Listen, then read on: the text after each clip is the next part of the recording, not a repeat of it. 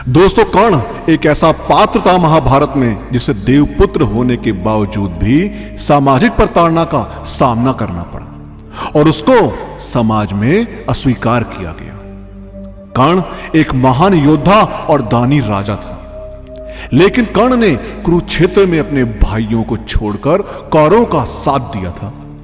लेकिन कौरवों का साथ देने के बावजूद भगवान कृष्ण ने कर्ण से खुश होकर उसे उसके अंतिम समय में वरदान दिया। लेकिन आखिर अर्जुन ने उसे क्या दिया, तो आइए जानते हैं। दोस्तों, कुंती और सूर्य का पुत्र था कर्ण। कुंती ने कर्ण को अविवाहित होते हुए जन्म दिया था। एक रथ सारथी ने कर्ण का पालन किया था, जिसके कारण कर्ण को सूत पुत्र कहा जाता था। अविवाहित माता से जन्म और रथ सारथी के पालन के कारण कर्ण को समाज में ना तो सम्मान मिला और ना अपना अधिकार मिला। अब कर्ण के सूत पुत्र होने के कारण द्रौपदी, जिसको कर्ण अपनी जीवन संगनी बनाना चाहता था, उसने भी कर्ण से विवाह से इनकार कर दिया था। अब इन सब कारणों से ही कर्ण पांडवों से नफरत करता था और कुरुक्षेत्र युद्ध में कौरवों का साथ दिया था। अब एक दानवीर राजा होने के कारण भगवान कृष्ण ने कर्ण के अंतिम समय में उसकी परीक्षा ली और कर्ण से दान मांगा। तब कर्ण ने दान में अपने सोने के दांत तोड़कर भगवान कृष्ण को अर्पण कर दिए। अब इस दानवीरता से प्रसन्न होकर भगवान कृष्ण ने कर्ण को वरदान मांगने को कहा। कर्ण ने वरदान के रूप में अपने साथ हुए अन्याय को याद करते हुए भगवान कृष्ण के अगले जन्म में उसके वर्ग के लोगों के कल्याण करने को कहा।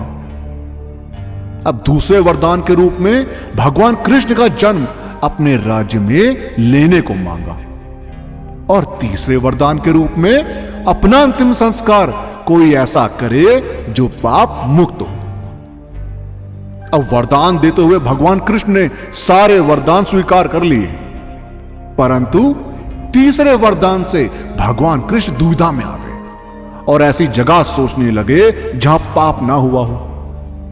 परंतु भगवान कृष्ण को ऐसा कोई जो पाप मुक्त हो या समझ नहीं आया। अब वरदान देने की वचनबद्धता थी, इसलिए कर्ण का अंतिम संस्कार भगवान कृष्ण ने अपने ही हाथों से किया और कर्ण को दिए वरदान को पूरा किया। दोस्तों, अब भगवान कृष्ण ही कर्ण की मौत का कारण बने थे। भगवान कृष्ण ने ही अर्जुन को कर्ण के वध का तरीका बताया था। लेकिन जब अर्जुन को कर्ण के वध के बाद उसकी सच्चाई का पता चला कि कर्ण ही उसका ज्येष्ठ भ्राता है, तो वह दुख से मूर्छित हो गया। होश आने पर वो दौड़ता हुआ कर्ण के शव के पास आया और फूट फूट कर विलाप करने लगा। अब इसके बाद उसने कर्ण से अनजाने में उसके द्वारा किए गए पाप के लिए माफी मांगी।